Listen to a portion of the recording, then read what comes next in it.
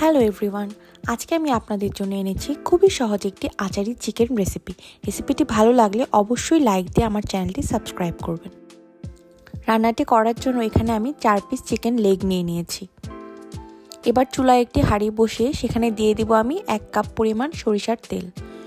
অবশ্যই চেষ্টা করবেন রান্নাটি সরিষার তেল দিয়েই করতে। তেল হালকা গরম হয়ে এলে আমি দিয়ে দিব এই ছোট চামচ দিয়ে 1 চামচের মতো 5 ফোড়ন এবং সাথে দেব 2টি শুকনা মরিচ। এবার মরিচ আর 5 ফোড়নকে তেলের মধ্যে হালকা আমি টেলে নিব। খেয়াল রাখতে হবে যাতে 5 ফোড়নগুলো পুড়ে না যায়। এরপর আমি দিয়ে দিচ্ছি কুচি করে কাটা 2টি পেঁয়াজ। এখানে পেঁয়াজগুলোকে আমি হালকা নরম করে ভেজে নেব, ব্রাউন কালার করে ভাজার কোনো প্রয়োজন নেই। পেঁয়াজগুলো হালকা নরম হয়ে গেলে আমি দিয়ে দিব 3-4টে এলাচ, 3-4টে দারচিনি, 4-5টি গোলমরিচ ও 2-3টি লবঙ্গ।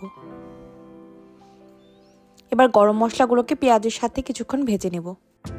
এই পর্যায়ে আমি দিয়ে দিব ছোট করে কাটা কয়েক পিস টমেটোগুলোকেও তেলের মধ্যে কিছুক্ষণ ভেজে নিতে হবে। পেঁয়াজ ও টমেটো ভাজা হয়ে গেলে এবার আমি মশলাগুলো দিব। প্রথমেই দিচ্ছি 2 চামচ আদা ও রসুন। আমি এখানে আদা রসুন গুঁড়া দিয়েছি, তবে আপনারা চাইলে একই পরিমাণে বাটা মশলাটাও ইউজ করতে পারবেন। এবার আদা ও রসুন গুঁড়াকে তেলের মধ্যে খুবই ভালো মতো ভাজতে হবে যতক্ষণ না এর কাঁচা গন্ধটা দূর হয়ে যায়। আমি এখানে অল্প একটু পানি দিয়ে দিচ্ছি, না হয় মশলাগুলো ড্রাই হয়ে পুড়ে যেতে পারে। আদা রসুন ভাজা হয়ে গেলে আমি বাকি মশলাগুলো দিব। প্রথমে দিচ্ছি 2 চামচ হলুদ গুঁড়া, 2 চামচ মরিচের গুঁড়া, 1 চামচ ধনিয়া গুঁড়া ও 1 চামচ জিরা গুঁড়া। এবার সবগুলো মশলাকে একসাথে আমি কষিয়ে নিব এবং প্রয়োজন বোধে অল্প অল্প করে পানি ঢেলে দিব। মশলা কষানোর এই পর্যায়ে আমি দিয়ে দিব 2 চামচের মতো লবণ।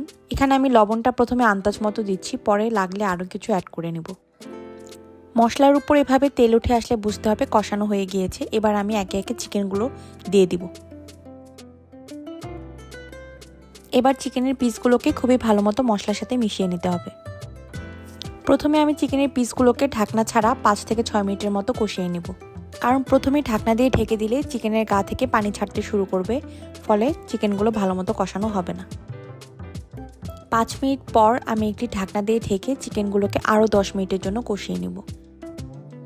10 মিনিট পর আমি ঢাকনা খুলছি। আমার চিকেনগুলো খুব ভালো মতো কষে গিয়েছে এবং কিছুটা তেল ও পানিও উঠে এসেছে। এই পর্যায়ে আমি চিকেনগুলো সেদ্ধ করার জন্য আরও হাফ কাপের মতো পানি দিয়ে দিব এবং ঢাকনা দিয়ে ঢেকে আরও 10 মিনিটের জন্য চিকেনগুলোকে খুবই ভালো মতো সেদ্ধ করে নেব। বাকি উপকরণগুলো আমি চিকেন সেদ্ধ হওয়ার পর অ্যাড করব। 10 মিনিট পর আমার চিকেনগুলো খুলে দেখা যাবে এগুলো প্রায় সেদ্ধ হয়ে এসেছে, তবে এখনও অনেকটা পানি রয়ে গেছে। এখন আমি দিয়ে দিব 2-3টে আস্ত কাঁচামরিচগুলোকে আমি অল্প একটু চিড়ে নিয়েছি, অল্প একটু লেবুর রস, লেবুর পরিবর্তে টক দইটাও ব্যবহার করা যাবে, ও 1 থেকে 1.5 চামচের মতো যে কোনো আচারের তেল ও মশলা, তবে এটি পুরোপুরি অপশনাল। আমি সাথে অ্যাড করছি 1 চা চামচের মতো গরম মশলার গুঁড়া। এবার মশলাগুলোকে ঝোলের সাথে নেড়েচেড়ে ভালো মতো মিশিয়ে নিব। এখন আমি চুলার জালটিও একটু বাড়িয়ে দিব যাতে তরকারির ঝোলগুলো খুব তাড়াতাড়ি টেনে যায়। আমি আবারও ঢাকনা দিয়ে তরকারিটিকে ঢেকে দেব 5 মিনিটের জন্য। 5 মিনিট পর ঢাকনা খুলে দেখা যাবে ঝোল টেনে গিয়েছে এবং আমার তরকারিটিও হয়ে গিয়েছে। এই পর্যায়ে আমি আরও 2-3 মিনিট চুলার উপর রেখে দেব যাতে তরকারির উপর কিছুটা তেল উঠে আসে।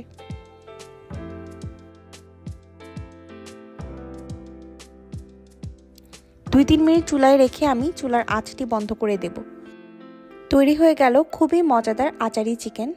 এই রেসিপিটি ভাত অথবা রুটির সাথে খেতে খুবই ভালো লাগে। রেসিপিটি ভালো লাগলে অবশ্যই লাইক দিয়ে আমার চ্যানেলটিকে সাবস্ক্রাইব করবেন।